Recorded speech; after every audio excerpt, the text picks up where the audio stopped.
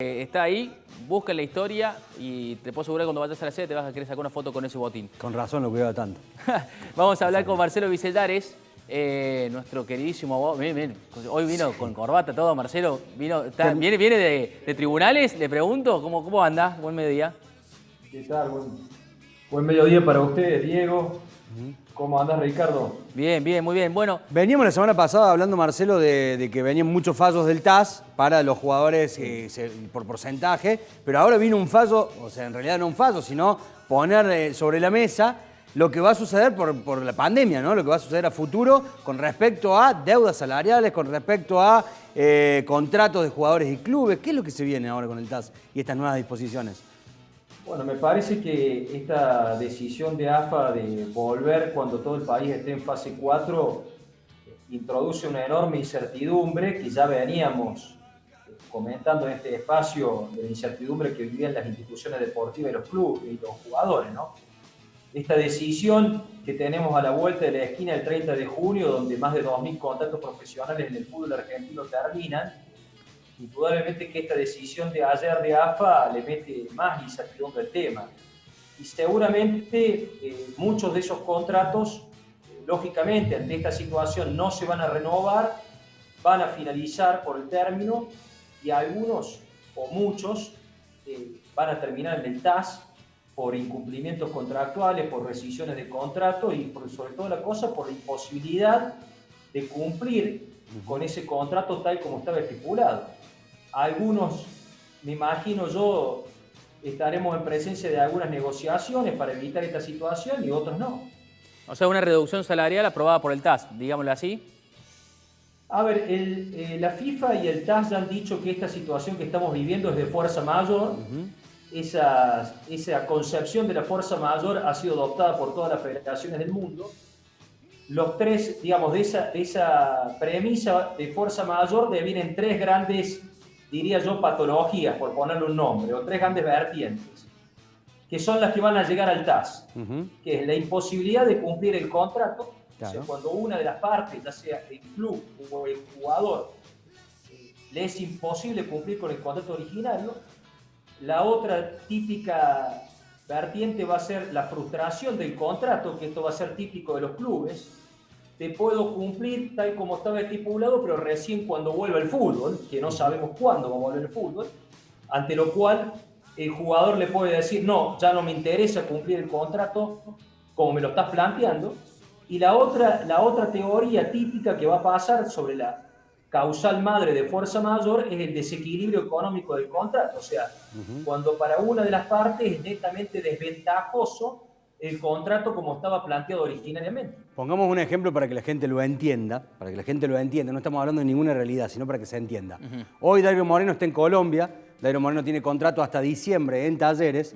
Podría pasar cualquiera de las situaciones, tanto del club, de decidir, mira, el contrato de Dairo es muy alto, sinceramente no quiero contar más con vos, entonces van al TAS y ahí cuando quiera Dairo reclamar lo suyo, el TAS tendrá que fallar a favor de Talleres por alguna de estas tres vertientes que nombrabas. Ahora, si Dairo decide quedarse en Colombia y no venir y dice yo no cumplo el contrato, cuando vayan al TAS, el que va a tener para perder es Talleres. ¿Estamos hablando en lo concreto? A ver, el caso que vos planteas, Diego, es un caso concreto que si existiera un conflicto previamente va a pasar por la FIFA, por la Comisión de Resolución de Disputa, por un incumplimiento contractual y en apelación podría llegar al TAS. Es un caso perfecto el que vos indicas.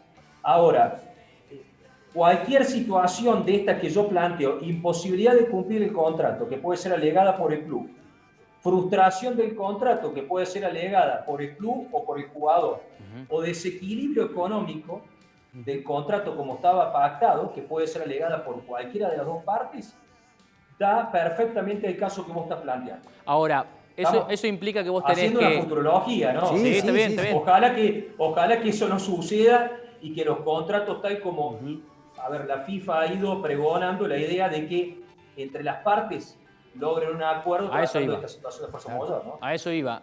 O sea, esto también te pone a vos en situación de tener que negociar sí o sí. O sea, onda, bueno, el jugador no quiere, reclama lo suyo, no le importa la pandemia, quiere cobrar la que firmó.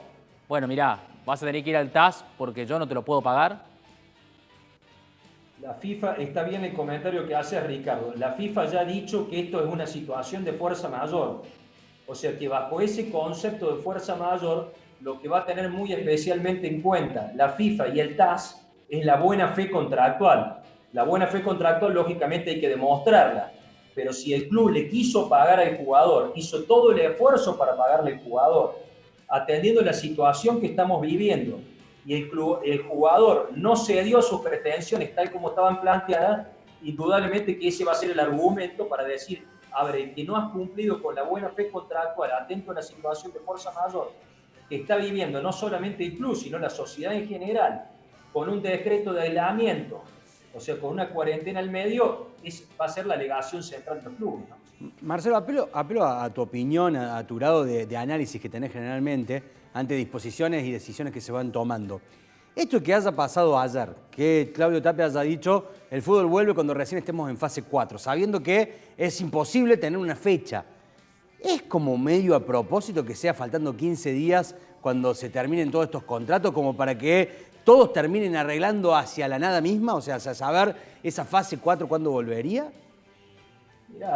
Mira, Diego, hacer esa lectura es difícil tener una respuesta. Yo lo que creo es que, fíjate que en la medida de que el fútbol argentino no le ponga una fecha al regreso, una fecha. A ver, me parece que acá es fundamental que las autoridades pongan una fecha al regreso. Es decir, 1 de octubre, mediados de octubre, mediados de septiembre, pero poner una fecha porque la incertidumbre ocasiona un enorme daño, pero ya no solamente a los jugadores, sino también a los propios clubes que forman parte del ámbito. Ustedes imagínense que en 15 días vencen muchísimos contratos y las instituciones deportivas, ciencia cierta, ante esta situación no saben si negociar un nuevo contrato, si rescindir el contrato de los que ya tienen firmado contrato, que acá hay otro tema. Acá viene el tema de aquellos que tienen firmado contrato por la temporada 2019 y 2020-2021. A ver, esos jugadores, indudablemente que el club le va a plantear la situación de decirle, che, yo no te puedo cumplir como estaba estipulado hasta que la pelota, de alguna otra forma, no vuelva a rodar o volvamos a una cierta normalidad.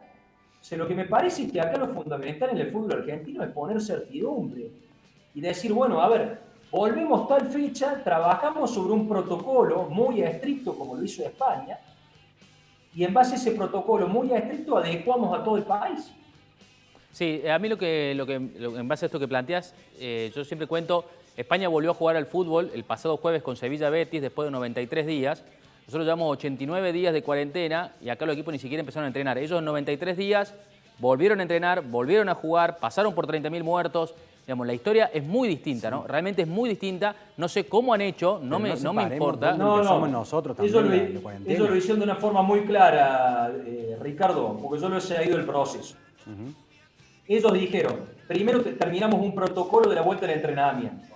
Ese protocolo lo redactó el Ministerio de Salud y se lo bocharon los jugadores y se lo bochó la liga, diciendo, este es el protocolo, mucho más estricto. Después que hicieron el protocolo y se aprobó, pusieron una fecha de regreso.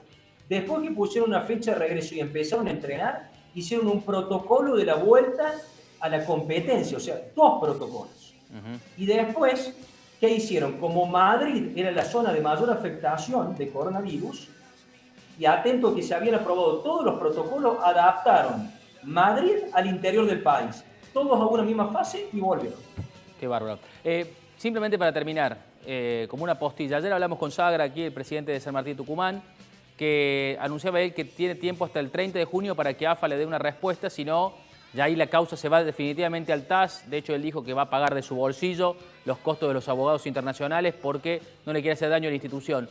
Estas resoluciones, digamos, con respecto a los contratos, no tiene nada que ver con los reglamentos, no acelera, ni beneficia, ni perjudica a San Martín. No, el problema no tiene nada que ver ante tu pregunta. Claro. El problema que tiene San Martín es que lógicamente tiene una gran cantidad de jugadores que se le vence el contrato el 30 de junio y el presidente ya salió a manifestar que en la medida que no tenga una respuesta de AFA sobre esta situación, a los jugadores es imposible sostener una renovación del contrato. Es lo que hablamos, es la incertidumbre que no solamente vive San Martín, es la incertidumbre que vive el fútbol argentino desde los jugadores de las instituciones deportivas. cómo contratar a un tipo que no sé cómo le puedo pagar. Marcelo, muy claro. Fuerte abrazo. Abrazo grande, hasta la próxima. Ahí está, hasta el próximo miércoles. Marcelo Visares con nosotros en el Show de la Red. El tiempo se nos acabó. ¿El análisis lo hacemos mañana? Lo hacemos mañana, Ah. simplemente que somos muy diferentes la cuarentena España-Argentina porque nosotros lo agarramos antes Claro, a la pandemia. claro, sí, Entonces, hay mucho diferencia. antes, mucho mejor.